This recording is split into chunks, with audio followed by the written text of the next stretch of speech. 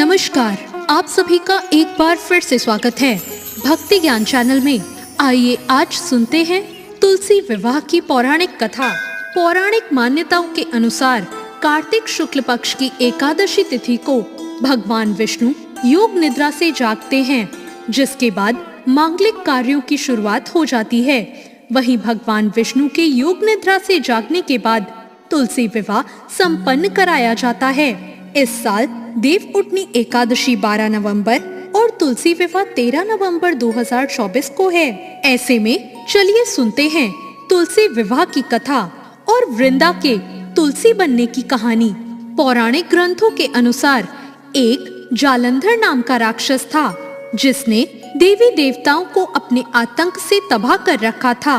कहते हैं कि जालंधर की पत्नी वृंदा एक पतिव्रता नारी थी। कहते हैं कि उसकी पूजा की शक्ति से जालंधर को किसी युद्ध में पराजय हासिल नहीं होती थी। इसके अलावा वृंदा भगवान विष्णु की परम भक्त थी।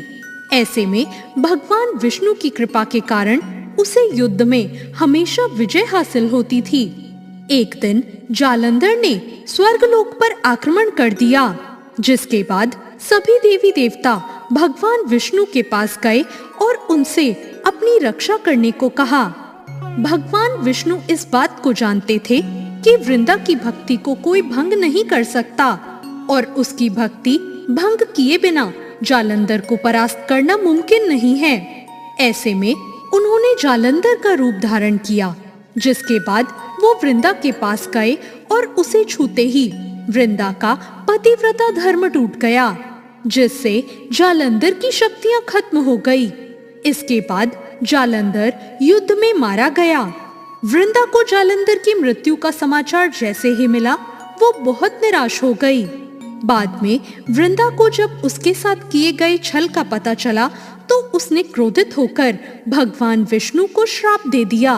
वृंदा का पतिव्रता व्रत भंग होने की वजह से उसने भगवान श्री हरि को श्राप दिया कि जिस तरह आपने छल से मुझे वियोग का कष्ट दिया है, उसी तरह आपकी पत्नी का भी छल से हरण होगा। साथ ही आप पत्थर के हो जाएंगे और उस पत्थर को लोग सालिग्राम के रूप से जानेंगे।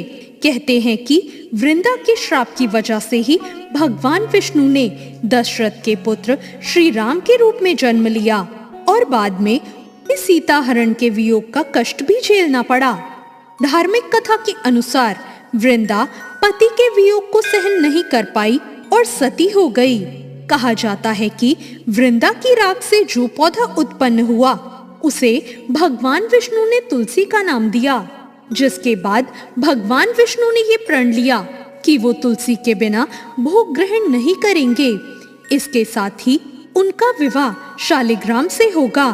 मान्यता है कि जो कोई भी श्रद्धा पूर्वक तुलसी विवाह संपन्न कराता है, उसका वैवाहिक जीवन खुशियों से भर जाता है। तो ये थी तुलसी विवाह की पौराणिक कथा। तुलसी विवाह के दिन सुहागिन महिलाएं व्रत रखकर तुलसी जी की पूजा करती हैं और इस दिन भगवान विष्णु के सालिग्राम रूप से तुलसी जी का विवाह कराया जाता है। विवाहितों के लिए तुलसी विवाह का दिन बहुत खास होता है। इस दिन कुछ विशेष उपाय करने से पति पत्नी के वैवाहिक रिश्ते में प्यार बढ़ता है। तो जानते हैं उन उपायों के बारे में। पति पत्नी के बीच अगर मनमुटाव हो तो इस दिन तुलसी जी को लाल रंग की चुनरी चढ़ानी चाहिए और पूजा के बाद इस चुनरी को किसी सुहागिन स्त्री को दान देना चाहिए। इस उपाय से पति पत्नी के बीच आपसी प्रेम बढ़ता है। तुलसी विवाह के दिन तुलसी की कुछ पत्तियों को पानी में डालकर इस जल से पूरे घर पर छिड़काव करें। खासकर पति पत्नी अपने बेडरूम में इस जल का छिड़काव जरूर करें। ऐसा करने से घर में मौजूद सारी नकारात्मकता दूर होती है और पति पत्नी के बीच चल रहे विवाद भी दूर होते हैं। तुलसी विवाह के दिन पूजा के दौरान तुलसी के पौधे की 7 बार परिक्रमा करें और गोधूली बेला में तुलसी के पास एक घी का दीपक जलाएं। ऐसा करने से भी वैवाहिक जीवन सुखमय होता है। तुलसी विवाह के दिन तुलसी को सुहाग का सामान जैसे लाल साड़ी, बिंदी, सिंदूर, चूड़ी आदि चढ़ाएं। इस उपाय को करने से अखंड सौभाग्य का आशीर्वाद मिलता है।